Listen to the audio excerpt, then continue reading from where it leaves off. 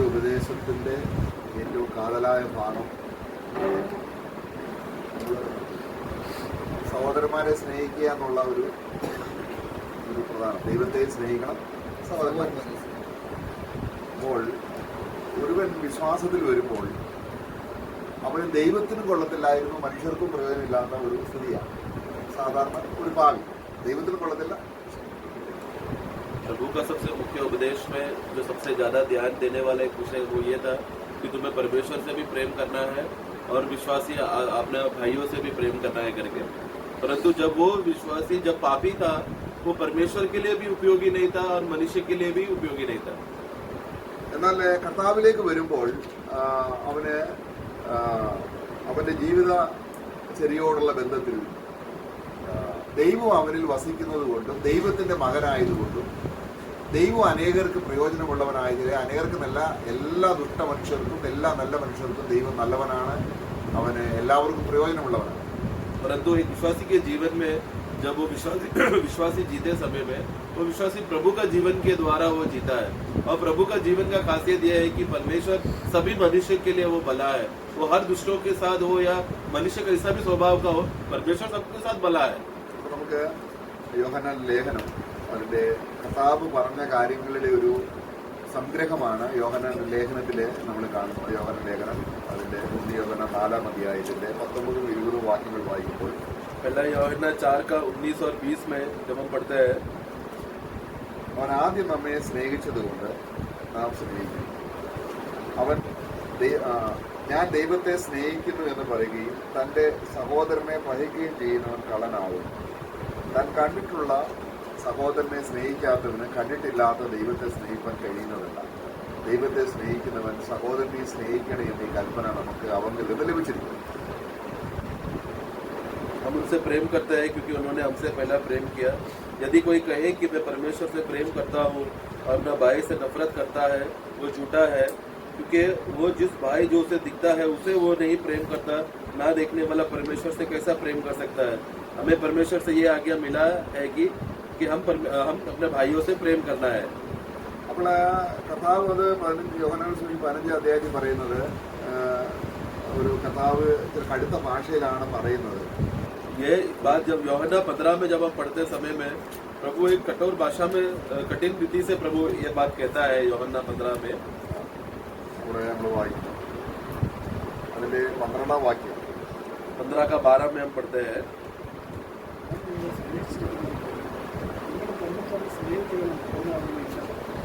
मेरा ये आज्ञा यही है कि तुम एक दूसरे से प्रेम करना जैसा मैंने तुमसे प्रेम किया। പക്ഷെ നമ്മളിത് ഇങ്ങോട്ട് എടുത്തിട്ട് നമ്മളിപ്പോൾ ഒരു സഭയെ പറയുക കേട്ടോ, കർത്താവിന് വചനത്തിലുണ്ട് ഞാൻ നിങ്ങളെ സ്നേഹിച്ചതുപോലെ നിങ്ങളെ അപ്പോൾ നിങ്ങൾ എന്നെ സ്നേഹിക്കുന്നു. അപ്പോൾ നമ്മൾ ഇങ്ങനെ കർത്താവിന്റെ വചനം എടുത്തിട്ട് സഹോദരന്മാരുടെ സ്നേഹം കാണാത്തപ്പോൾ നമുക്കെതിരെ എന്തെങ്കിലും അല്ലെങ്കിൽ നമുക്ക് ഇഷ്ടപ്പെടാത്തൊരു കാര്യം സംഭവിക്കുമ്പോൾ ഈ വചനം എടുത്ത് പറയണം ഇവിടെ അവിടെ ദൈവസ്നേഹം ഇല്ല എന്ന് പറഞ്ഞാൽ കർത്താവ് സ്നേഹിച്ചതുപോലെ നമുക്ക് അത്രയും സ്നേഹിക്കാൻ ഉള്ള കഴിവില്ല. നമ്മൾ ആരാണ്? ബലഹീനരാണ്.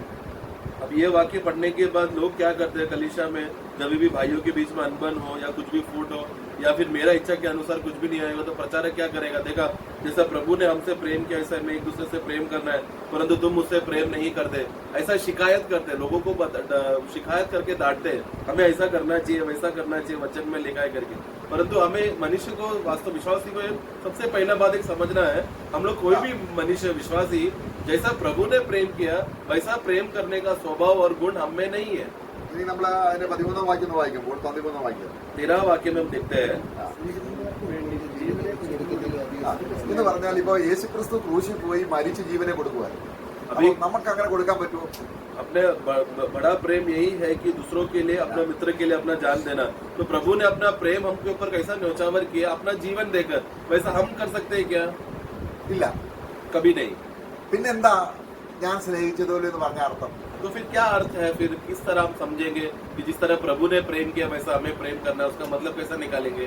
അപ്പം നമുക്ക് ദൈവത്തിന്റെ സ്നേഹം നമ്മുടെ ഉള്ളിൽ വരുമ്പോൾ परमेश्वर का प्रेम जब हमारे अंदर आता है, ദൈവസ്നേഹത്തിന്റെ ഒരു പ്രത്യേകത എന്ന് പറയുന്നത് ദൈവം ആർക്കും ദോഷം ചെയ്യുന്നില്ല.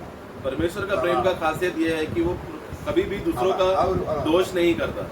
ആർക്കും ദുഷ്ടന്മാർക്കും ദോഷം ചെയ്യുന്നില്ല, ആർക്കും ദോഷം. ദൈവം ഒരു സൃഷ്ടികർത്താവ് എന്ന രീതിയിൽ എല്ലാവർക്കും മഴ കൊടുക്കുന്നു, എല്ലാവർക്കും സൂര്യനെ കൊടുക്കുന്നു. ദൈവം കൊടുക്കുന്ന നന്മ അനുഭവിച്ചാണ് ദൈവം ഇല്ലെന്ന് പറയുന്നത്, അല്ലെങ്കിൽ ദൈവത്തെ ചീത്ത വിളിക്കുന്നത്. എന്നാലും ദൈവത്തിന് അവരോട് ഒരു ഒരു പകയില്ല. അതാണ് നമ്മൾ വായിക്കുന്നത്, പക. परमेश्वर किसी का बुरा नहीं चाहता, परमेश्वर किसी का बुरा नहीं करता, और कोई परमेश्वर ऐसा महान परमेश्वर है कि दुष्टों के ऊपर भी बारिश गिराता है, दुष्टों को भी हवा देता है, दुष्टों को भी धूप देता है. ये सब प्रभु ने किया हुआ स्वभाव है. परंतु ये मनुष्य का स्वभाव क्या है? ये जो परमेश्वर ने जो मुफ्त में उनको हवा दिया, वही हवा श्वास लेकर वो लोग परमेश्वर के खिलाफ उल्टा बोलकर परमेश्वर को गाली देता है. परंतु परमेश्वर किसी से नफरत नहीं करता. वो बैरी स्वभाव परमेश्वर में नहीं है. ഇപ്പൊ ദൈവം നമ്മളെ ശിക്ഷിക്കുന്നുണ്ട്, അല്ലെങ്കിൽ പക ഉള്ളത് കൊണ്ടല്ല ശിക്ഷിക്കുന്നത്.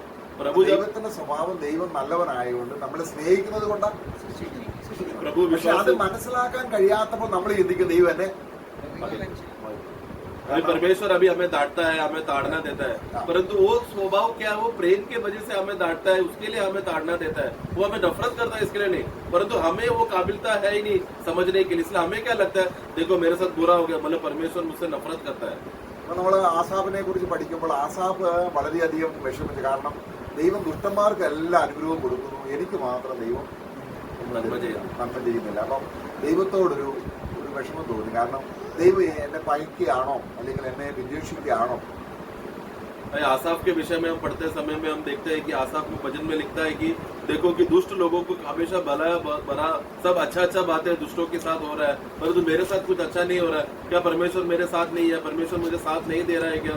परमेश्वर मुझसे नफरत करता है क्या? ऐसा शिकायत करने लगा. അപ്പൊ ഈ സ്നേഹിക്കുക എന്ന് പറഞ്ഞാൽ നമുക്ക് ഈ സഹോദരന്മാരുടെ ആവശ്യങ്ങളെല്ലാം അറിഞ്ഞ് അവരെ സ്നേഹിക്കാനും അവരെ സാമ്പത്തികമായി സഹായിക്കാനുമുള്ള ദൈവത്തെ പോലുള്ള കഴിവില്ല. കാരണം ദൈവം എല്ലാത്തിനും ഉറവിടമാണ്. तो अभी भाइयों से प्रेम करना करके बोलते समय में क्या भाइयों का सब जरूरत जानना, उनका आवश्यकता क्या है जानना, सब प्रकार का मदद करना, ये सब हमसे नहीं हो सकता, क्योंकि ये परमेश्वर कर सकता है. परमेश्वर सब बातों का मूल है, वो श्रोता है.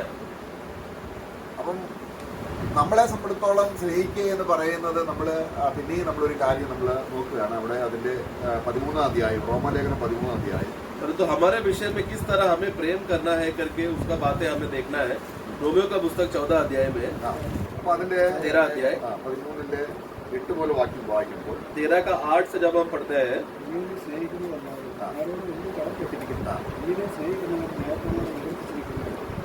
വ്യഭിചാരം ചെയ്യരുത്, കൊല ചെയ്യരുത്,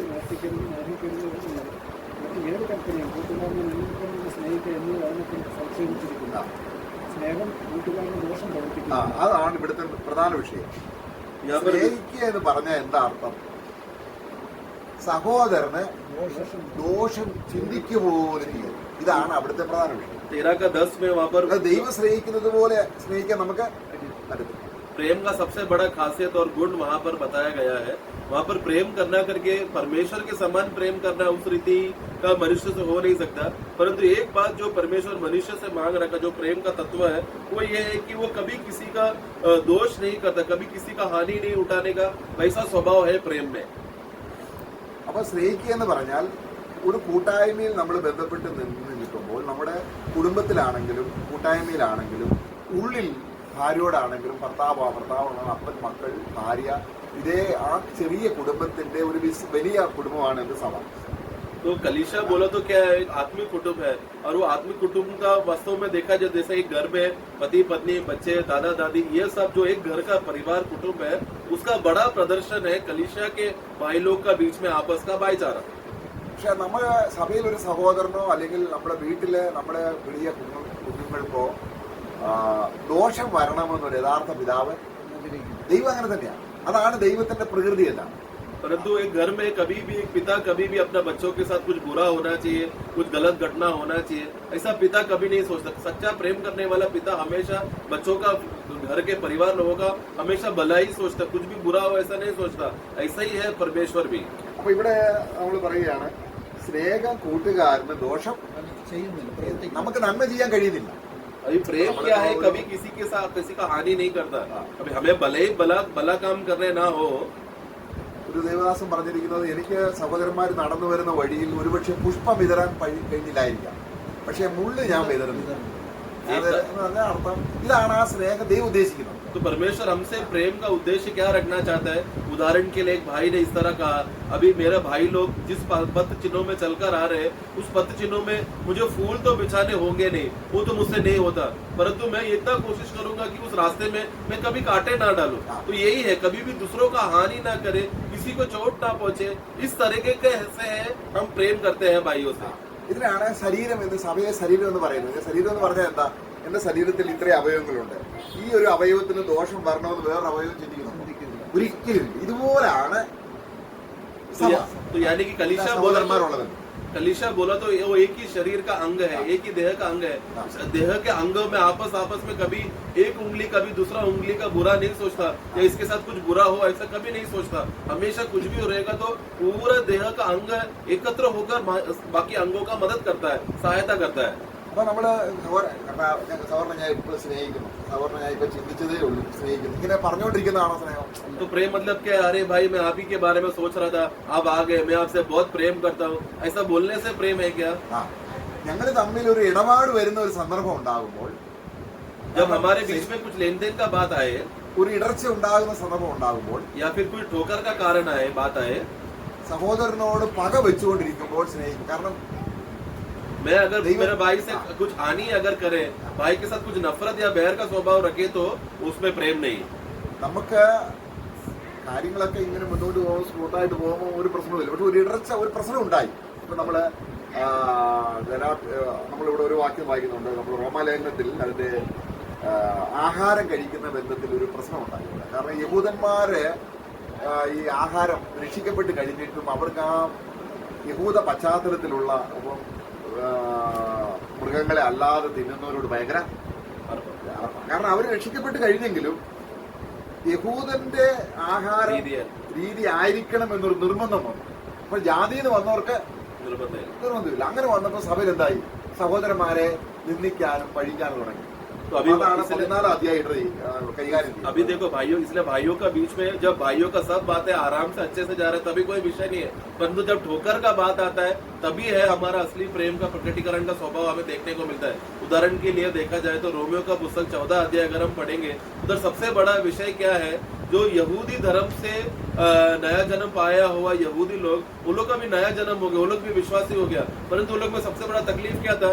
यहूदी तौर तरीके में कुछ बातें था, कुछ खाना था, कुछ पशुएं थे जो लोग खा सकते थे, कुछ नहीं खा सकते थे। तो ये लोग का विश्वास तो हो गया, नया जन्म तो हो गया, फिर भी वो लोग यहूदी धर्म का रीत रिवाज ही वो लोग मानते थे, यहूदी धर्म का खाना ही वो लोग खाते थे।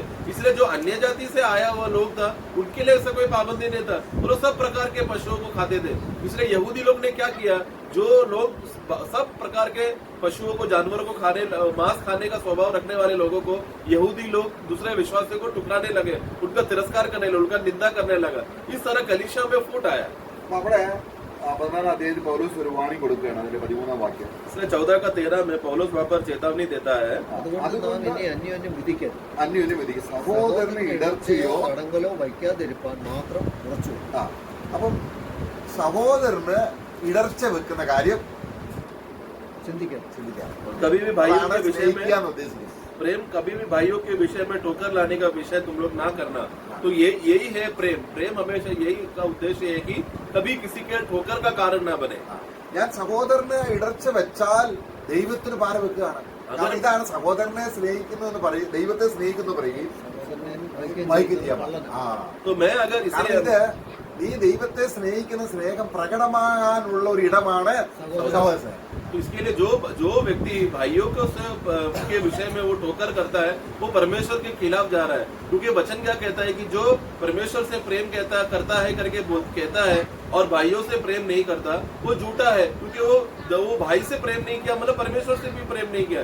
इसलिए प्रभु ने परमेश्वर का प्रेम का प्रकटीकरण बताने का या दिखाने का जो अवस्था है वो मनुष्य को इसमें इस तरीके से रखा है कि जब तुम आपस में प्रेम करते हो तब तुम्हें मालूम पड़ता है कि तुम प्रभु से कितना प्रेम करते हो। അപ്പൊ നമുക്ക് നമ്മള് വാസ്തവത്തിൽ നമ്മൾ സ്നേഹിക്കേണ്ടത് ആരെയാണ്? हमें वास्तव में किससे प्रेम करना है? ദൈവത്തെയാണ്. हमें परमेश्वर को प्रेम करना है। ദൈവത്തോടാണ് നമുക്ക് സ്നേഹം. അപ്പൊ ദൈവത്തോടുള്ള സ്നേഹം എന്ത് ചെയ്യുന്നു? നമ്മുടെ ജീവിതത്തിലൂടെ പ്രകടമാകുന്നു. तो परमेश्वर की ओर का जो प्रेम है वो हमारे जीवन में हम भाइयों के सामने वो प्रेम को प्रकट कर रहे हैं. നമ്മൾ യോഹന്നാൻ ലേഖനം അതിന്റെ 1 യോഹന്നാൻ 5-ാം അധ്യായം വായിക്കുമ്പോൾ पहला यूहन्ना 5 में हम पढ़ते हैं. നമ്മളവിടെ ഈ കാര്യമാണ് ദൈവദാസൻ പറയുന്നത്. അതില് 5-ാം അധ്യായത്തിലെ 2-ാം വാക്യം 1 യോഹന്നാൻ 5-ന്റെ 2. पहला यूहन्ना 5 का 2. ദൈവത്തെ സ്നേഹിച്ചു അവന്റെ കൽപ്പനകളെ അനുസരിച്ച് നടക്കുമ്പോൾ ദൈവമക്കളെ സ്നേഹിക്കും എന്ന് അതിനാണ്. നമ്മൾ ഒരു സഹോദരനെ പെട്ടെന്ന് സ്നേഹിക്കല്ല. हम लोग कोई अचानक से कोई भाई से प्रेम करता है ऐसा नहीं है. ദൈവത്തെ സ്നേഹിച്ച് അവന്റെ വചനം പ്രമാണിച്ച് നടക്കുമ്പോൾ നമ്മൾ തീർച്ചയായിട്ടും സഹോദരങ്ങളെ जो कोई प्रभु का वचन को पालन करता है, जो कोई परमेश्वर से प्रेम करता है, वो अपना प्रभु का आज्ञा का पालन करता है. वो कैसा होता है?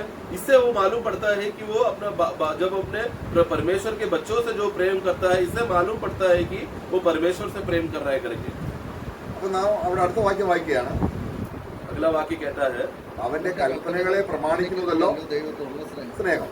അവന്റെ കൽപ്പനകൾ ഭാരമുള്ളവയല്ല. परमेश्वर से प्रेम करना ही उनका आज्ञा का पालन करना है, उनका आज्ञा बोझ नहीं. കാരണം നമ്മൾ നേരത്തെ എങ്ങനെയുള്ളവരായിരുന്നു? क्योंकि हम लोग पहले कैसे थे? അന്യോന്യം ദോഷിക്കുന്നവരും. एक दूसरे से हम लोग नफरत करने वाले लोग. നമ്മൾ പണ്ടെങ്ങനെയാണ്?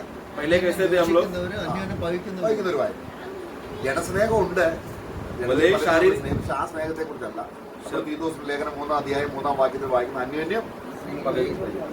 എന്നാൽ ദൈവത്തിന് മനുഷ്യരോട് പ്രീതി സ്നേഹം ജനിച്ചപ്പോൾ हमारे अंदर भले ही शारीरिक स्वभाव का प्रेम हो, परंतु वो फायदा नहीं है. हम लोग तीतोस का 3:3 में हम देखते हैं कि हम लोग सब बैरी थे, നമ്മുടെ ഹൃദയത്തിൽ വന്നു. परंतु परमेश्वर का प्रेम हमारे अंदर आया. മനുഷ്യരോടുള്ള പ്രീതി എന്ന് പറഞ്ഞാൽ എന്നെ സ്നേഹിക്കുന്നത് പോലെ സഹോദരനെ സ്നേഹിക്കുന്നുണ്ട് ദൈവം. മനുഷ്യപ്രീതി എന്നാണ് ഉദിച്ചപ്പോൾ കേട്ടോ. परंतु അപ്പൊ എന്നെ സ്നേഹിച്ചതുപോലെ സഹോദരനെ ദൈവം സ്നേഹിക്കുന്നുണ്ട്. इसलिए तीतोस 3:4 में हम पढ़ते हैं कि परंतु जब प्रभु का दया और मनुष्य का और का प्रेम जब हमारे ऊपर प्रकट हुआ तो वो क्या था? परमेश्वर सब मनुष्य से प्रेम करता है. वो कौन सा प्रेम है? यानी कि जैसा प्रभु मुझसे प्रेम करता है वैसा मेरा भाई से भी प्रेम करता है मसीह में. वो प्रेम है जो हमारे अंदर प्रकट हुआ है. तो मैं भी अपने भाई से प्रेम करता हूँ क्योंकि प्रभु प्रेम करता है. നമുക്ക് എപ്പോഴാണ് ഒരു ഇടർച്ച ഉണ്ടാകുന്നത്? हमें कभी ठोकर होता है. ഒരു നമ്മളൊരു സഭയിൽ ഒരു പാസ്റ്റർ അല്ലെങ്കിൽ ഒരു ദൈവദാസന് ഒരു സഹോദരന്മാരെ സ്നേഹിക്കുന്നു. അപ്പം വേറൊരു പുതിയതായിട്ട് ഒരാൾ വന്നു. അപ്പോൾ ആ ആദ്യമുള്ളവരെക്കാൾ ഈ പുതുതായിട്ട് വന്ന ആളെ അങ്ങ് സ്നേഹിക്കുമ്പോൾ ആദ്യമുള്ളവർക്ക് എന്ത് തോന്നും? കണ്ടോ, ഇപ്പൊ പാസ്റ്റർ ഞങ്ങളെ അല്ല. അപ്പൊ പാസ്റ്റർ എന്തായി? പകയായി. उदाहरण में कलीसिया में एक अध्यक्ष है, वो अध्यक्ष लोग कलीसिया के भाइयों से प्रेम करता है, अच्छा रिश्ता में है. एक दिन क्या हो गया, कलीसिया में एक नया भाई आया. वो नया भाई आया तो अध्यक्ष अभी क्या कर रहा है? वो नया भाई को ज्यादा समय दे रहा है, नया भाई के साथ ज्यादा बात करता है. जब नया तो लोगों तो बाकी के लोगों क्या बोल रहे हैं? देखो अभी प्रभु का दास को हमसे प्रेम नहीं है क्योंकि वही भाई से ज्यादा बात कर रहा है बोलकर बाकी कलीसिया के लोगों को ठोकर होकर शिकायत कर रहे हैं. അപ്പൊ നമ്മൾ പറയാം, അപ്പൊ നമ്മൾ ജഡത്തിൽ അപ്പൊ ആ പുതിയതായിട്ട് വന്ന ആളിന് കാറുണ്ട്, അപ്പൊ പുള്ളിക്ക് വിദ്യാഭ്യാസം ഉണ്ട്, അപ്പൊ പുള്ളി അതുകൊണ്ട് ഇപ്പൊ എന്ത് ചെയ്യാ? നമ്മളങ്ങനെ വിധിക്കും. तो हम लोग फिर लोग बाकी के लोग न्याय करने लगे. देखा नया भाई आया है, उसके पास कार है, बहुत पढ़ा लिखा है, बड़ा घर में रहता है, इसलिए प्रभु का दास उससे ज्यादा बात करता है, प्यार करता है, हमसे नहीं प्यार करते. ഒരു സഭയിൽ നമ്മൾ നോക്കുമ്പോൾ ऐसा हम सोच रहे. അപ്പൊ നമ്മൾ ഇങ്ങനെ അതുകൊണ്ടാണ് സഭയിൽ വരുമ്പോൾ നമ്മൾ ദൈവം എന്നെ കാർ മേടിക്കാൻ സഹായിച്ചു, ദൈവം എനിക്ക് മക്കളെ അമേരിക്ക വിട്ടു, ഞാനിപ്പോൾ പഴയതുപോലല്ല, ഞാൻ ധനികനായി എന്ന് ഞാൻ ദൈവസ്നേഹത്തെ കുറിച്ച് പറയുമ്പോൾ ഇതില്ലാത്ത പാവപ്പെട്ടവൻ ചിന്തിക്കും, അയ്യോ ദൈവം അവരെ അങ്ങനെ സ്നേഹിച്ചു, എന്നെ ദൈവത്തോടൊരു പക ജനിപ്പിക്കുന്ന ഒരു സ്ഥിതിയുണ്ട്. സഭ ഒരിക്കലും അങ്ങനെ ആകാൻ പാടില്ല. इसलिए कलीसिया में कभी भी हम लोग गवाही देते समय में लोग साधारण रीति से गवाही क्या देता है? देखो परमेश्वर ने मुझसे बहुत प्रेम किया. कैसा प्रेम किया? मुझे बड़ा गाड़ी खरीद के दिया, मुझे बंगला दिया, मेरे बच्चों को विदेश में भेजा. तो एक भाई जब ऐसा गवाही देते समय में वो परमेश्वर का प्रेम ऐसा प्रकट कर रहा है गवाही देकर. तो जिसके पास नहीं है वो लोग सुनते समय में क्या बोल रहे हैं? मुझे तो ये सब दिया नहीं, वो परमेश्वर ने उसको दिया. तो इस तरह सुनने वाले लोगों के अंदर एक बैर या नफरत करने का स्वभाव या ईर्ष्या का स्वभाव उत्पन्न करने वाला सच्चा वो गवाही सच्चा गवाही नहीं, सही गवाही नहीं है. ऐसा हम लोग कलीसिया में नहीं करना है. അപ്പം സഭയിൽ ഒരുപക്ഷെ കർത്താവിൽ വന്നിട്ട് ഒരു ഭൗമിക പുരോഗതിയും ഇല്ലാത്ത അനേക പാവങ്ങളുണ്ട്. क्योंकि कलीसिया में बहुत काफी समय से कलीसिया में आए हैं परंतु शारीरिक रीति से कोई भी उन्नति नहीं हुआ रहेगा. बहुत से गरीब लोग हैं. ഇദ്ദേഹം ധനവാനായത് വേറെ എന്തെങ്കിലും കുറുക്ക് വഴി ഉപയോഗിച്ചായിരിക്കും. ये आदमी शायद धनवान कैसा हुआ रहेगा, कोई गलत रास्ते से किया होगा। കാരണം ന്യായമായിട്ട് നമ്മൾ ജീവിക്കാൻ തുടങ്ങിയാൽ ഇവിടെ ധനികനാകാൻ പറ്റില്ല. क्योंकि अगर कोई भी व्यक्ति ईमानदारी से अगर इस दुनिया में जिएगा, उसको धनवान होने को नहीं हो पाएगा। അപ്പോൾ അതാണ് ഈ യാക്കോബിന്റെ സമയത്ത് സഭയിൽ ഭയങ്കര പ്രശ്നമുണ്ടായി. കാരണം ഞങ്ങള് ഭയങ്കര ധനികന്മാരാന്ന് പറഞ്ഞ് അവര് ഞങ്ങളെയാണ് ദൈവം അനുഗ്രഹിച്ചത്, പാവങ്ങളെ നിന്ദിച്ചു. അതാണ് അവിടെ അങ്ങനെയുള്ളവർക്ക് വരാൻ പോകുന്ന ന്യായവിധിയെ കുറിച്ച് അവിടെ പറയുന്നു. അവിടെ യാക്കോബിന്റെ ലേഖനം അതിന്റെ इसलिए याकूब का पुस्तक में हम देखते समय में याकूब कहता है कि उसके समय में उधर के कलीसिया के लोगों ने, धनवान बहुत थे, धनवान लोगों ने क्या बोला, देखो प्रभु आपको कितना आशीष कर रहा है और तुमको आशीष नहीं दे रहा बोलकर धनवान लोग गरीब लोगों का मजाक उड़ाने लगा। അവിടെ ജെയിംസ് 2-ാം അധ്യായത്തിലെ നമ്മൾ ആദ്യം അത് വായിക്കാം. നമുക്ക് पहला याकूब 2रा अध्याय में हम पढ़ेंगे, 2:1 മുതൽ വായിക്കുമ്പോൾ 2 का 1 से जब हम पढ़ते हैं, സഹോദരന്മാർ എല്ലാവരും സഹോദരന്മാരാ. वहाँ पर देखो हे भाइयों बोला, सब लोग भाई है। നമ്മുടെ കർത്താവായ യേശു ക്രിസ്തുവിൽ വിശ്വസിക്കുന്ന നിങ്ങൾ മുഖപക്ഷം കാണിക്കും. നിങ്ങളുടെ പള്ളിയിൽ മോടിയുള്ള വസ്ത്രം ധരിച്ചു പൊന്മോതിരം ഇട്ടുകൊണ്ട് നിർത്തുന്നു. മുഷിഞ്ഞ വസ്ത്രം ധരിച്ച ഒരു ദരിദ്രനും വന്നാൽ നിങ്ങൾ മോടിയുള്ള വസ്ത്രം ധരിച്ചവനെ നോക്കി ഇവിടെ സുഖേന ഇരുന്നാലും എന്നും ദരിദ്രനോട് നീ അവിടെ നിൽക്ക, അല്ലെങ്കിൽ എൻ്റെ പാദപീഠത്തിൽ ഇരിക്ക എന്ന് പറയുന്നുവെങ്കിൽ നിങ്ങൾ ഉള്ളിൽ പ്രമാണമില്ലാതെ ന്യായരഹിതമായി വിധിക്കുന്നവരാകയില്ലേ? പ്രിയ സഹോദരന്മാരെ കേൾപ്പിക്കും. ദൈവം ലോകത്തിൽ ദരിദ്രരായവരെ വിശ്വാസത്തിൽ സമ്പന്നരും തന്നെ സ്നേഹിക്കുന്നവർക്ക് വാഗ്ദാനം ചെയ്ത രാജ്യത്തിന്റെ അവകാശികളുമാകേണ്ടതിന് തെരഞ്ഞെടുത്തില്ലേ? നിങ്ങളോ ദരിദ്രനെ അപമാനിച്ചിരിക്കും. എങ്ങനെ? അപ്പം ഇവിടെ നോക്കുക, തേജസ്സുള്ള കർത്താവിനെ तुम लोग क्या, परमेश्वर ने जो तुमको वाचा दिया है, उस वाचा का परमेश्वर को तुम लोगों ने निंदा किया है। അപ്പൊ ഒരാൾ ഉടുക്കുന്ന വസ്ത്രത്തെ നോക്കിയും അയാൾ പാർക്കുന്ന വീടിനെ നോക്കിയും അയാളുടെ സാമ്പത്തിക നിലയെ നോക്കി നമ്മള് വിവേചിക്കുമ്പോൾ വചനപ്രകാരം ആത്മാവിലല്ല വിവേചിക്കുന്നു കാര്യങ്ങൾ കാണുന്നു. അപ്പോൾ എന്ത് സംഭവിക്കുന്നു? ഇടർച്ച ഉണ്ടാകുന്നു, പ്രശ്നം ഉണ്ടാകുന്നു, സഭ അതിൻ്റെതായ അർത്ഥത്തിൽ മുന്നോട്ട് പോകുന്നില്ല. കാരണം ആത്മാവിലാകുമ്പോൾ നമ്മൾ ആ സഹോദരന്റെ നമ്മൾ ജഡത്തിലല്ല സഹോദരന്മാരായിരിക്കുന്നത്, ആത്മാവിലാണ് സഹോദരന്മാരായിരിക്കും.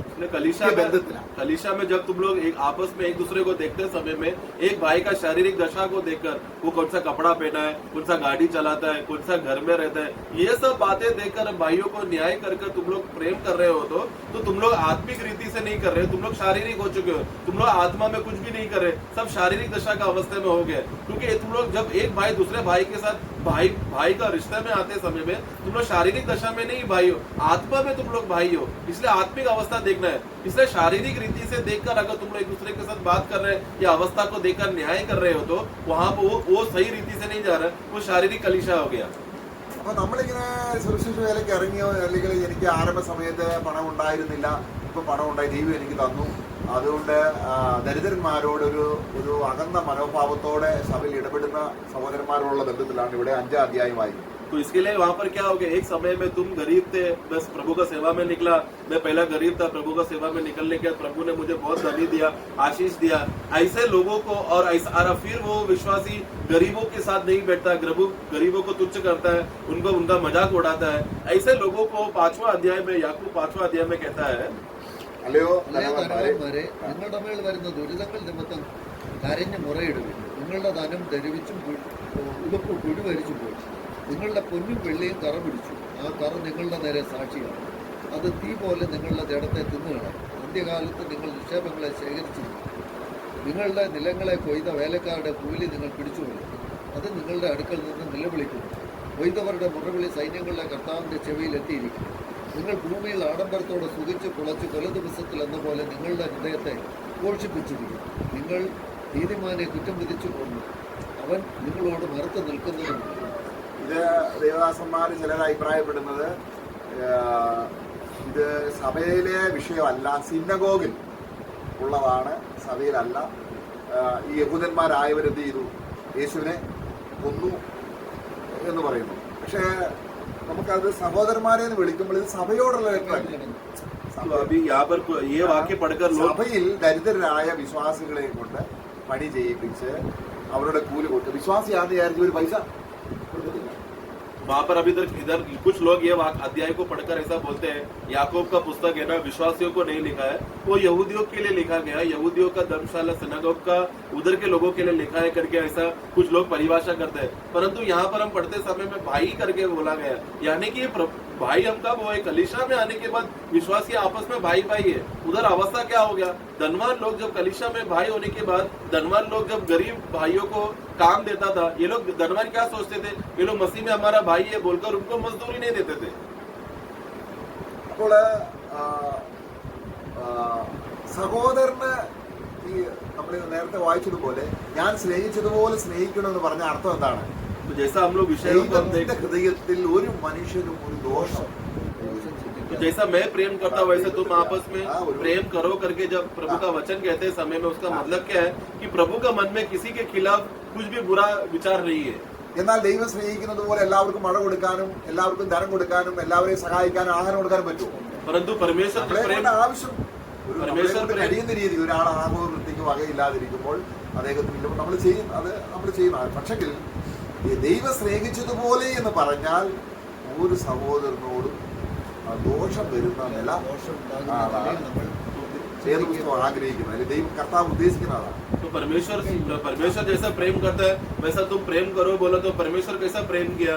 जो हमें भोजन दिया, खेती में बारिश दिया, हमें हवा दिया, सूर्य का किरण दिया। क्या ये सब हम कर सकते हैं? क्या हम नहीं कर सकते, बल्कि हमसे जो होता है वो हम करते हैं प्रेम दिखाकर। कोई गरीब को दिखा, उसको मदद करते हैं, एक दो जन को मदद करते हैं, जितना हमसे होता है वो करते हैं। परंतु प्रेम करने का विषय में आते समय में वचन क्या उद्देश्य कर रहा है? वचन का वो क्या कहना चाहता है कि तुम कभी भी भाइयों के बीच में कुछ भी दोष लाने वाला, किसी का बुरा सोचने वाला अवस्था न लाए, ഹൃദയത്തിൽ हृदय में कभी कपट न रखे।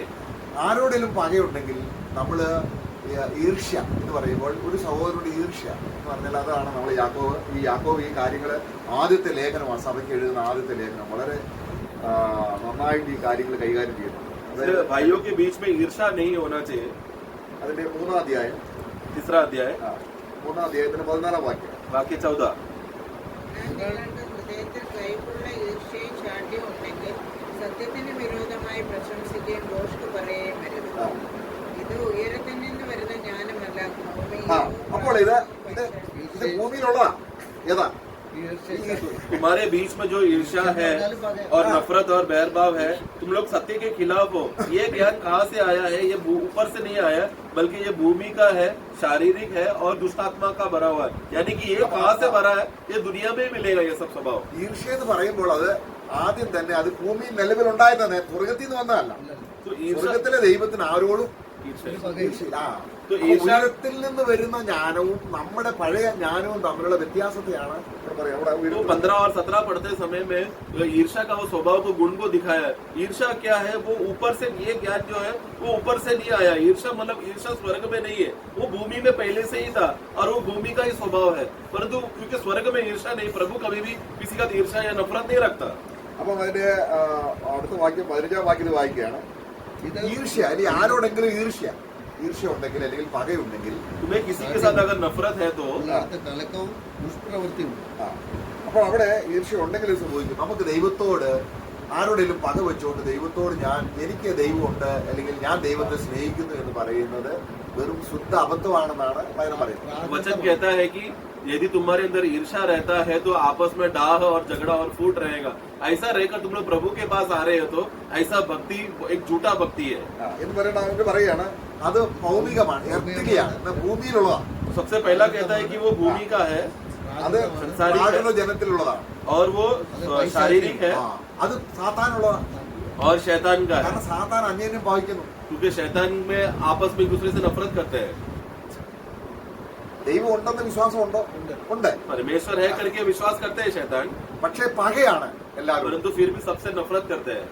അപ്പൊ അതുകൊണ്ട് നമ്മള് പ്രാർത്ഥിക്കാൻ നിൽക്കുമ്പോൾ സഹോദരനോട് എന്തെങ്കിലും ഉണ്ടെന്ന് തോന്നിയാൽ നമ്മൾ എന്ന് പറഞ്ഞാൽ അവിടെ നമ്മള് കർത്താവേ ആ സഹോദരനോട് ക്ഷമിക്കാനുള്ള അല്ലെങ്കിൽ ആ ഈർഷ്യ മാറാനുള്ള വഴിയാണ് എന്ത് നമ്മൾ വായിക്കുന്നത്. നമ്മൾ ഈ പത്രോസിന്റെ ലേഖനം, അതുകൊണ്ട് പത്രോസിന്റെ ലേഖനം നമ്മൾ 1-ാം അധ്യായത്തിന് 1-ാം ലേഖനം 2-ാം അധ്യായത്തിന് ഒന്നുപോലെ വായിച്ച്. इसलिए प्रार्थना में एकत्र होते समय में यदि भाइयों के खिलाफ कुछ भी ईर्ष्या रहेगा तो उसको पहला तुम्हें सुलझना है। इसलिए पहला पत्र 2 अध्याय में तुम्हारे अंदर का जो भी स्वभाव के बारे में उसके साथ क्या करना है करके 2 का 1 में पढ़ते समय में हम देखते हैं സകല ദുഷ്ടതയും सब प्रकार का दुष्टता, വ്യാജഭാവവും അസൂയയും എല്ലാ നുണയും നീക്കിക്കളഞ്ഞു. ഇപ്പോൾ ജനിച്ച ശിശു ആ. അപ്പൊ പ്രാർത്ഥിക്കാൻ നിൽക്കുമ്പോൾ നമ്മുടെ ഹൃദയം എങ്ങനെയുള്ളതായിരിക്കണം? तो प्रार्थना में रहते समय में हमारा दिल कैसा होना है? ഇപ്പോൾ ജനിച്ച ശിശു ഇപ്പോൾ ജനിച്ച ശിശുക്കളെ अभी जन्म लिया शिशु के समान, यानी किसी के साथ कोई भी बैर का स्वभाव नहीं है। അപ്പൊ ഞാൻ ഹൃദയത്തിൽ പകയും മറ്റുള്ളവരോട് അല്ലെങ്കിൽ വൈരാഗ്യവും ശരിയായിരിക്കാം. നമുക്ക് അനേകർ ദോഷം ചെയ്തിരിക്കാം.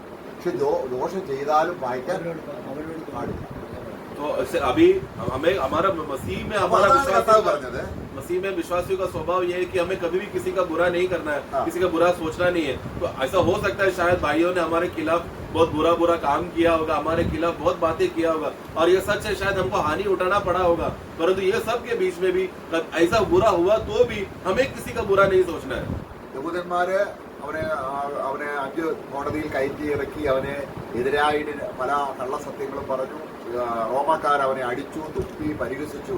പക്ഷെ അവർക്ക് ദോഷം വരണമെന്ന് കർത്താവ് പ്രാർത്ഥിച്ചു. അവർ വെറുതെ തന്നെ प्रभु को जब यहूदियों ने उसको पकड़ा, 5 न्यायालयों में लेकर गया, उसके ऊपर झूठा गवाही निकाला, उसके ऊपर आरोप किया, उसके ऊपर थूका, मारा, परंतु ये सब लोगों ने यीशु के खिलाफ करने पर भी यीशु कभी भी उनका बुरा नहीं किया। यीशु का प्रार्थना यही था कि प्रभु इनको माफ करना, क्योंकि ये नहीं जानते। बोलो वो उनके ऊपर दया ही दिखाया।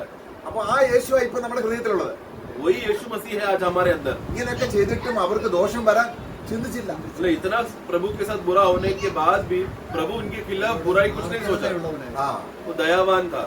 അപ്പൊ നമുക്ക് ആരോടും പകയില്ലാത്ത എല്ലാവരോടും നമ്മൾ സമാധാനം ആചരിച്ചു പോകുന്ന ഒരു നിലയിൽ നമ്മുടെ ഹൃദയത്തെ സൂക്ഷിക്കാൻ നമുക്ക് കഴിഞ്ഞാൽ അത് ദൈവത്തിന് മാത്രമേ അത് കഴിയത്തുള്ളൂ. നമ്മളെ കൊണ്ട് പറ്റത്തില്ല. കാരണം നമ്മുടെ ഹൃദയത്തിന് ഇടയ്ക്കിടയ്ക്കൊക്കെ അതിങ്ങനെ ഉയർന്നു വരും.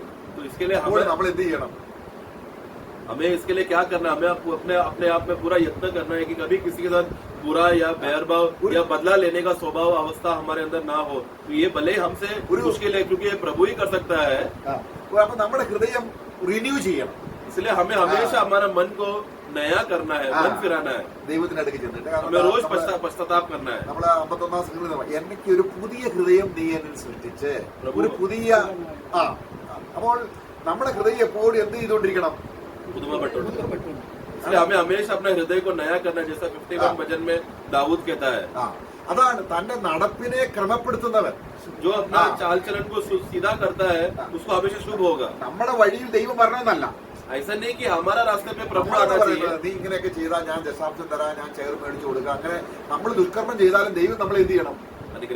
ദൈവം പറയുന്നത് ദുഷ്ട നിന്നെ നന്നാക്കാനാണ് ഞാൻ ആഗ്രഹിക്കുന്നത്, എന്നെ പോലെ ആക്കാനാണ് ഞാൻ ആഗ്രഹിക്കുന്നത്. हमारा प्रार्थना क्या है कि प्रभु अगर तू मुझे सहायता करेगा तो मुझे दशांश दूंगा, कलीसिया में मैं चेयर दूंगा, फैन बांटूंगा। तू प्रभु तू मेरे रास्ते में आ करके हमारा प्रार्थना है। परंतु प्रभु क्या बोलते हैं? हे दुष्ट, मैं तुम्हारे जीवन में क्यों आया कि तू मेरे मार्ग में चले, कि मैं तुझे अपने पुत्र के समान बनाऊं, इसलिए प्रभु इस जगत पर आया। അപ്പൊ ഒരു സഹോദരൻ നമുക്ക് ഇടർച്ച ഉണ്ടാക്കുന്നു എന്ന് അറിയുമ്പോൾ നമ്മൾ എന്ത് ചെയ്യണം? इसलिए कोई भाई अगर हमारे खिलाफ ठोकर लाए तो क्या करना है? ആരോടും പറയരുത്. हमें सबसे पहला वो भाई के खिलाफ कभी दूसरों को बोलना नहीं വെച്ച है। ആളാണ് യൂദാ. യൂദാസ് ഇസ്കറിയോത്ത്. കാരണം അവസാന നിമിഷം വരെയും ഇവൻ എന്നെ ചതിക്കുമെന്നും എന്നെ അപ്പം തിന്നുന്നവനും എനിക്ക് കുതികാൽ ഉയർത്തിയിരിക്കും, എനിക്ക് ഇടർച്ച വെക്കുന്നവനാണെന്നും അവൻ ആരോടും പറഞ്ഞില്ല. क्योंकि प्रभु ने अंत तक कभी ऐसा ഞാൻ സ്നേഹിച്ചതുപോലെ എന്ന് പറഞ്ഞ അർത്ഥം എന്താ? अंत समय तक प्रभु ने युदास के खिलाफ किसी को बोला नहीं, ये युदास मुझे धोखा देगा, जो रोटी खाएगा वो मेरे खिलाफ अपना पैर उठाएगा। ये सब बातें होने पर भी प्रभु ने अंत तक युदास ही धोखा देने वाला कभी प्रभु ने बोला नहीं। अंत तक प्रभु वो सौम्यता का स्वभाव में रखा। അപ്പൊ നമ്മുടെ കർത്താവിനോട് ശരിക്കും ഈ കാര്യങ്ങൾ സഹോദരൻ ഇടർച്ചയോട് ഈ കർത്താവിനോട് പറയണം. इसके लिए भाइयों के खिलाफ कभी भी ठोकर आए तो हमें प्रभु को बोलना है। भाइयों को जाकर नहीं बोलना कि वो भाई ठोकर दिया, उसने ऐसा किया, नहीं बोलना है, प्रभु को बोलना है। എനിക്ക് ആ സഹോദരൻ ഇഷ്ടമല്ല. प्रभु मुझे वो भाई पसंद नहीं, ഈ അടുത്ത് വരുമ്പോഴേക്കും ഒരു ഈർഷ്യ. मुझे वो भाई सामने आते ही मुझे एक ईर्ष्या होता നീ है। അങ്ങനല്ലെന്ന് എനിക്കറിയാം. प्रभु मैं जानता हूँ कि आप ऐसे नहीं हो, നിന്റെ ആ മനസ്സ് എനിക്ക് തരണം. क्योंकि हे प्रभु आप, इसलिए आपका मन मुझे दो। നമ്മൾ ആ കർത്താവിനോട് ഈ രീതി, കാരണം ദൈവം നല്ല മനസ്സുള്ളവരെ അങ്ങ് നേടാനല്ല വന്നത്, क्योंकि प्रभु अच्छा मन के लोगों को लेने के लिए नहीं आया, बल्कि बुरे लोगों को मन फिराने के लिए प्रभु आया। അങ്ങനെ കർത്താവുമായിട്ട് നമ്മൾ അല്പസമയം ഒന്ന് ചിന്തിച്ച് ധ്യാനിച്ചിരിച്ച് കർത്താവുമായിട്ട് ഇടപെട്ട് കഴിയുമ്പോൾ നമ്മുടെ ഹൃദയത്തിൽ വെറുപ്പുള്ള സഹോദരനെ നമ്മൾ ആദ്യം പോയി നമ്മൾ പ്രേസലോട് പറയും. കാര്യം എന്താ? ഇത് ക്രിസ്തുവിന്റെ ഇതാണ് ക്രിസ്തു. इसलिए हम അവന് ക്രിസ്തുവുണ്ട്.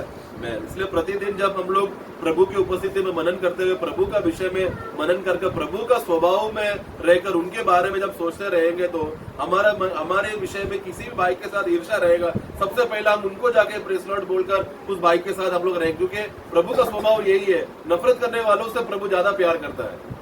എബ്രഹാം ലിങ്കൺ അമേരിക്കൻ പ്രസിഡന്റ് ആയിരിക്കുമ്പോൾ സമയത്ത് ഒരു സഭയിലെ ഒരു സഭയിലുള്ള രണ്ട് സഹോദരന്മാർ, അതിൽ ഒരു സഹോദരന് പിന്നെ എന്തോ അതിക്രമങ്ങളൊക്കെ ചെയ്ത് അദ്ദേഹത്തിന് ജയിലിലിട്ടു ഗവൺമെന്റ്।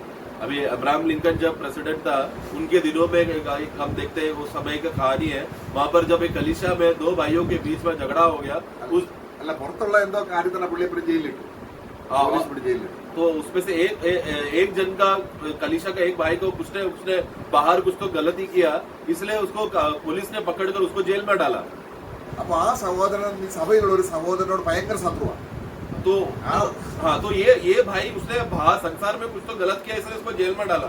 यही भाई को कलीसिया में दूसरा एक भाई है जो उसे बहुत नफरत करता है। അപ്പൊ സഹോദരൻ കണ്ടോ, നിന്റെ ശത്രുവിനെ എബ്രഹാം ലിങ്കൺ പിടിച്ച് ജയിലിലിട്ടു, അവന്റെ പോലീസ് ജയിലിലിട്ടു, എല്ലാവരും ഓർത്ത് ഇദ്ദേഹം സന്തോഷിക്കുന്നു। ഇദ്ദേഹം ഇങ്ങനെ കേട്ടിട്ട് നേരെ എബ്രഹാം ലിങ്കൺ അടിക്കും। तो ये आदमी को क्या हो गया, कलीसिया के लोगों ने आकर ये दूसरा भाई को आकर बोला, देख तेरा जो शत्रु है ना, जो हमेशा तेरा खिलाफ बुरा बोलता है, देख प्रभु ने तेरा शत्रु को जेल में डाला है बोलकर सब वो दूसरा भाई को उकसाने लगा। तो लोगों को क्या लगा, अभी वो बहुत खुशी मनेगा शत्रु जेल गया बोलकर, परंतु इसको ये आदमी सोच गंभीर विचार में आया और तुरंत अब्राहम लिंकन के पास गया। അപ്പൊ പ്രസിഡന്റിന് അധികാരമുണ്ട്, ഒരു പോലീസ് ലോക്കൽ പോലീസ് കൈകാര്യം ചെയ്യുന്ന വിഷയത്തിൽ പ്രസിഡന്റ് ഒരു കാര്യം എന്ന് പറഞ്ഞു, എബ്രഹാം ലിങ്കൺ അടിച്ചെന്ന് പറഞ്ഞു, അന്ന് അയാളെ കുറ്റമുക്തനാക്കണം. കാരണം സഭയിൽ എനിക്ക് ഒറ്റ ശത്രുവില്ല, കാരണം എന്നിൽ ദൈവസ്നേഹം ഉണ്ടോ എന്ന് അറിയാനുള്ള ഏക അയാളെ പിടിച്ചിട്ട് ജയിലിലിട്ടാൻ പറ്റത്തില്ല, അദ്ദേഹത്തെ വിടണം, എനിക്ക് അദ്ദേഹത്തെ സ്നേഹിക്കണം. अब्राहम लिंकन അങ്ങ് അതിശയിച്ചു പോയി. എബ്രഹാം ലിങ്കൺ വിശ്വാസിയാണല്ലോ, അവനെ വേഗം വിടാൻ പറഞ്ഞു। अब्राहम लिंकन को जाकर ये भाई जाकर शिकायत करता है, देखो भाई आप अब्राहम लिंकन को जाकर बोलते हैं, देखो कलीसिया में ना मेरा एक ही शत्रु है और उसको आपने जेल में डाल दिया, ऐसा मत करो, तुरंत उसको बाहर निकालो। क्यों? क्योंकि मुझे कलीसिया में मसीह का प्रेम अगर प्रकट करने का एक मौका मिलता है तो वो भाई के द्वारा ही मिलता है, वो भाई के कारण की वजह से मुझे मसीह का प्रेम प्रकट करने का मौका मिलता है। इसलिए आप वही जेल में रहेगा तो मैं कैसा मसीह का प्रेम बता सकता हूँ, मेरे अंदर कैसा फिर मसीह का प्रेम प्रकट होगा, इसलिए तुरंत बाहर निकालो। ये सुनकर अब्राहम लिंकन चौंक गया। अब्राहम लिंकन खुद एक विश्वासी है, इसलिए वो अपना अधिकार इस्तेमाल करता है वो भाई को जेल से बाहर निकालने के लिए। ആ തരത്തിലുള്ള സഹോദരന്മാരുണ്ടെങ്കിൽ 10 പേരുണ്ടെങ്കിൽ സ്വർഗമല്ലേ അവിടെ? तो इस तरह का अगर स्वभाव वाले भाई लोग रहेंगे तो जरा सोचो ना, वो कलीसिया फिर स्वर्ग हो गया ना। കർത്താവ് പറഞ്ഞു ഇടർച്ച ഉണ്ടാകാതിരിക്കാൻ നല്ലത്, പക്ഷെ ഉണ്ടായാലും കൊള്ളാവുന്നവൻ ആരാണെന്ന് തെളിയാൻ ഇടർച്ച ഉണ്ടാകുന്നത് നല്ലത്। प्रभु कहता है कि ये तुम टोकर ना करो तो अच्छा है, परंतु अगर टोकर हो गया तो तुम में से तो उससे मालूम तुम लोग में से कौन सही हो करके ये बात का एक मौका होता है टोकर का कारण, इसलिए हुआ तो अच्छा भी है। അപ്പൊ നമ്മള് പത്രോസിന്റെ ലേഖനത്തിൽ നമുക്ക് ആ വാക്യം കൂടെ വായിച്ച് അവസാനിപ്പിക്കുകയാണ്। पत्रोस में भी हम वो पढ़ते हैं, അതില് യേശു കർത്താവിന് ദൈവം തേജസ്, അതായത് അതിന്റെ പത്രോസ് എഴുതിയ 1-ാം ലേഖനം 1-ാം അധ്യായത്തിന്റെ पहला पत्रोस 1 अध्याय അതിന്റെ 20 മുതലുള്ള വാക്യങ്ങൾ വായിക്കും. അവൻ ലോകസ്ഥാപനത്തിന് മുമ്പേ മുന്നറിയപ്പെട്ടവനും അവൻ മുഖാന്തരം ദൈവത്തിൽ വിശ്വസിക്കുന്ന നിങ്ങൾ നിമിത്തം ഈ അന്ത്യകാലത്തെ വെളിപ്പെടുന്നതാകും. നിങ്ങളുടെ വിശ്വാസവും പ്രത്യാശയും ദൈവത്തിൽ വെച്ചുകൊള്ളാട്ടന് ദൈവം അവനെ മരിച്ചവരുടെ ഇടയിൽ നിന്ന് എഴുന്നേൽപ്പിച്ച് അവന് തേജസ് കൊടുത്തിട്ടുണ്ട്. അപ്പം ദൈവം അവന് തേജസ് കൊടുത്തിരിക്കുന്നത് കൊണ്ട്, എന്നെ സ്നേഹിച്ച യേശു ക്രിസ്തുവിന് തേജസ് കൊടുത്തിരിക്കുന്നത് കൊണ്ട്, സ്നേഹത്തിന്റെ അളവ് നോക്കി ദൈവം അവിടെ അവന് പ്രതിഫലം കൊടുത്തത് കൊണ്ട് എന്ത് ചെയ്യണം? നിങ്ങള് ആ തേജസ് കണ്ടിട്ട് ഉറ്റ സ്നേഹിക്കണം. കാരണം യേശുവിന് തേജസ് കിട്ടിയത് എന്തുകൊണ്ടാണ്? നമ്മളെ സ്നേഹിച്ചത് കൊണ്ടാണ്. तो वहाँ पर देखो പകയില്ലാത്തത് കൊണ്ട് परमेश्वर को ये भाया कि संसार के निर्माण के पहले ही प्रभु यीशु मसीह को नियुक्त किया ताकि वो मेमना बनकर आए, हमारे लिए बलिदान दे और वो हमारे लिए मरे, ताकि जो कोई भी उस पर विश्वास करेगा उनको अनंत काल का जीवन मिले। ये आशा हमारे अंदर उत्पन्न होने के लिए वो विश्वास दिया और परमेश्वर ने पुत्र को जिलाकर महिमादायक भी किया। इसलिए जब ये हम यीशु को देखते समय में हमारे अंदर क्या होना है कि यही स्वभाव है, है कि यीशु मसीह मनुष्य इस दुनिया में आकर वो प्रेम करके अपने आप को नम्र करके मरा, इसलिए प्रभु ने जब उसको पुनरुत्थान किया उसको महिमा दिया किस बात पर? भाइयों को प्रेम करने के लिए। इसलिए हमें भी भाइयों को प्रेम इस कारण प्रभु को देखकर करना है कि ताकि जो अपने आप को इधर नम्र कर भाइयों को प्रेम करेगा वही लोगों को महिमा मिलने वाला है। അവൻ ദൈവസ്വർഗത്തിൽ ഇരുന്ന് പറയുക ഞാൻ സ്നേഹമാന്ന് പറഞ്ഞാലും മനുഷ്യനൊന്ന് കല്ലെറിയാനും മനുഷ്യനൊന്ന് തുപ്പാനും ഒന്നും ഒരു അവസരമില്ലല്ലോ, കാരണം ദൈവത്തെ അങ്ങനെ ചെയ്യും. അപ്പൊ അവൻ ദൈവം എന്ത് ചെയ്തു? അവൻ മനുഷ്യനായിട്ട് വന്നിട്ട് അവനെ മനുഷ്യൻ കല്ലെറിഞ്ഞപ്പോഴും തുപ്പിയപ്പോഴും ദൈവത്തിന് അവരോട് അപ്പൊ ദൈവം ആരാണെന്നും പിതാവ് ആരാണെന്നും തെളിയിച്ചവനാണ് കർത്താവ് യേശു. അതാണ് നമ്മള് യോഹന്നാന്റെ ലേഖനം 1-ാം അധ്യായം അതിന്റെ 5-ാം വാക്യം. इसलिए परमेश्वर जब स्वर्ग में रहकर ऐसा नहीं बोला मैं प्रेम हूँ बोलकर स्वर्ग में नहीं बैठा, क्योंकि अगर परमेश्वर उस समय स्वर्ग में बैठा रहेगा तो मनुष्य को मौका नहीं मिलता था पत्थरवार करने, उसके ऊपर मुक्का मारने, ये सब करने के लिए। तो मनुष्य को प्रभु मौका दिया। इसलिए प्रभु जब मनुष्य रूप धारण लेकर आने के बाद ये मनुष्य ने प्रभु को मारा, थूका, उनको ये सब बुरा भला कहेगा, ऐसे समय में प्रभु यीशु मसीह उनके खिलाफ नहीं गया बल्कि उनको प्रेम किया।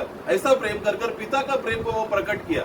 അപ്പൊ അതിന്റെ 1-ന്റെ 5-ാം വാക്യം, पहला യോഹന്നാൻ 1:5 में ദൈവം വെളിച്ചമാകുന്നു, परमेश्वर ज्योति है। അവൻ ദൈവം വെളിച്ചമാണെന്നും സ്നേഹമാണെന്നും എങ്ങനെ മനസ്സിലായി ശിഷ്യന്മാർക്ക്? परमेश्वर ज्योतिमान है, परमेश्वर प्रेम है करके ये बाकी के चेलों को कैसा मालूम पड़ा? यीशु इस दुनिया में आकर दिखाया।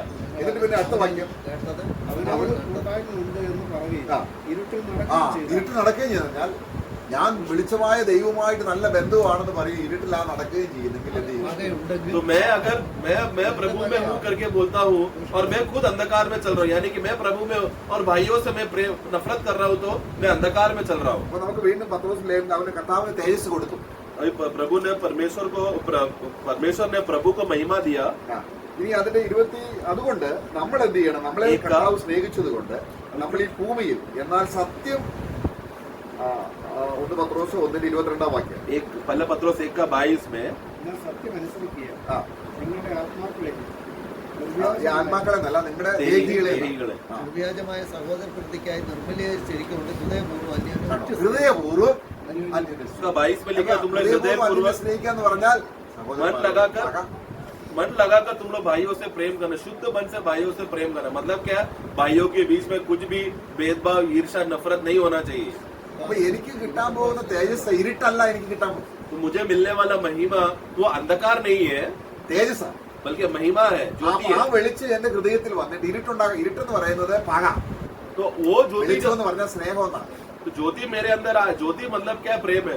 ज्योति मेरे अंदर आकर मैं अगर नफरत कर रहा हूँ बोला तो मुझे ज्योति नहीं मिला, मुझे अंधकार मिला, क्योंकि अंधकार मतलब नफरत है। യേശു ക്രിസ്തു അവൻ ലോകത്തിൽ ഉണ്ടായിരുന്നു, അവനിൽ വെളിച്ചമുണ്ടായിരുന്നു, അവന് ജീവനുണ്ടായിരുന്നു. ഈ വെളിച്ചം ഇല്ലെങ്കിൽ ഈ ജീവൻ ഏത് മനുഷ്യനെയും പക്ഷെ മനുഷ്യർക്ക് വെളിച്ചത്തിലേക്ക് വരാൻ ഇഷ്ടമില്ല, കാരണം ഇരുളിനെ സ്നേഹിക്കുകൊണ്ട് प्रवृत्ति दुष्टमय। तो अभी प्रभु देखो, प्रभु इस जगत पर आया, प्रभु ज्योति बनकर आया। वो ऐसा सच्चा ज्योति था जो दूसरा मनुष्य को ज्योति दे सके। उनका स्वभाव क्या था? मनुष्य को ज्योति दे, परंतु मनुष्य ने ज्योति को के पास नहीं आया क्योंकि वो लोग अंधकार पसंद करते थे, ज्योति से वो लोग बैर करते क्योंकि उनके काम बुरे थे। നമ്മൾ ലേഖനങ്ങളിലേക്ക് വരുമ്പോൾ हम लोग जब पत्र में जब आते हैं, യോഹന്നാൻ കർത്തൃത്വം നടത്തിയിരുന്ന സഭകളിൽ അത് ബേത്രഫോസ് എന്ന് പറയുന്ന ഒരു സഹോദരൻ ഉണ്ടായിരുന്നു. യോഹन्ना जहाँ पर कलीसिया को चलाता था, तीसरा യോഹन्ना में थियोफोस नाम का एक भाई था। അവിടെ നമ്മൾ അവരെ കുറിച്ച് വായിക്കുന്നുണ്ട്. ദിയോത്രഫസ്, അതായത് മൂന്നാം ലേഖനം അതിന്റെ 9-ാം വാക്യം, 3:9 में ഞാൻ ഒന്ന് എഴുതിയിരുന്നു, എങ്കിലും അവർ പ്രധാനിയാകുവാൻ ആഗ്രഹിക്കുന്ന ദിയോത്രഫോസ് ഞങ്ങളെ കൂട്ടാക്കുന്നു. അതുകൊണ്ട് ഞാൻ വന്ന് അവൻ ഞങ്ങളെ ദുർവാക്ക് പറഞ്ഞ് ശകാരിച്ച് കൊണ്ട് ചെയ്യുന്ന പ്രവൃത്തി അവൻ ഓർമ്മ വരുന്നു. അവൻ അങ്ങനെ ചെയ്യുന്നത് പോരാ എന്ന് വെച്ച് താൻ സഹോദരന്മാരെ കൈക്കൊള്ളാതിരിക്കുന്നത് മാത്രമല്ല, അതിന് മനസ്സുള്ളവരെ വിരോധിക്കുകയും സഭയിൽ നിന്ന് പുറത്താക്കുകയും ചെയ്യും.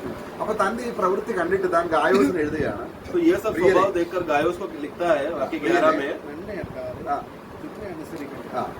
പിന്നെ അനുകരിക്കണം, നന്മ ചെയ്യുന്നവൻ ദൈവത്തിൽ നിന്നുള്ളവൻ ആകുന്നു. അപ്പൊ സഹോദരന്മാരെ പകയ്ക്കുന്നെങ്കിൽ जो कोई भाइयों से बैर, ये डियोट्रिफस ने क्या किया? कलीसिया में कलीसिया में फूट लाता था, लोगों को कलीसिया से बाहर निकालता था, ऐसा सब तुच्छ करने का स्वभाव वो करता था। ऐसा स्वभाव मसीह में नहीं है। इसलिए യോഹന്നാ गायोस को लिखता है कि ऐसा दुष्ट का तो बुराई नहीं करना, बल्कि भलाई के साथ तू रहना।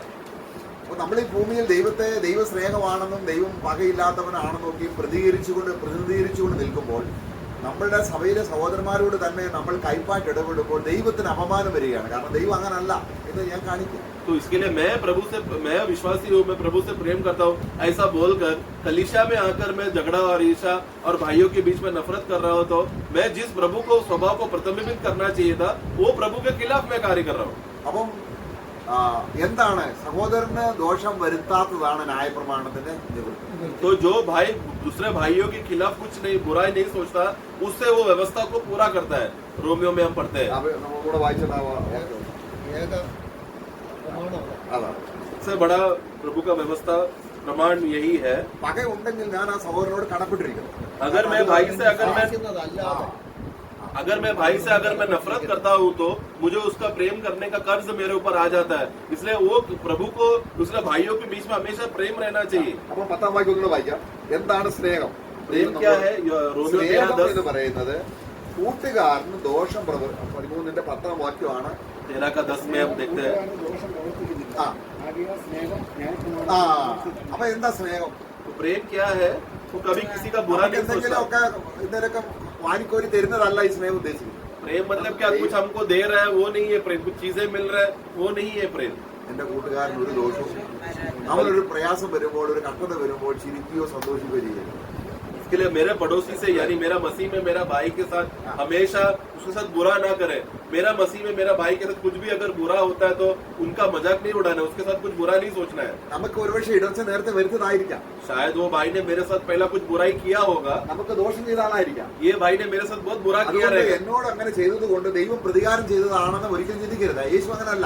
इसलिए ऐसा कभी नहीं सोचना देखा वो भाई ने मेरे साथ ऐसा बुरा किया इसलिए प्रभु ने उसके साथ बुरा किया बोलकर ऐसा विचार कभी नहीं रखना, क्योंकि हमारा प्रभु ऐसा कभी नहीं करेगा। എന്നോട് പണ്ട് അങ്ങനെ ചെയ്തതുകൊണ്ട് ഇപ്പൊ ദൈവം ശിക്ഷ കൊടുക്കും. ദൈവം ജീവിക്കുന്നു. ദൈവം നല്ലവൻ കേട്ടോ. मेरा प्रभु उसने मेरे साथ कितना बुरा किया उस दिन देखा।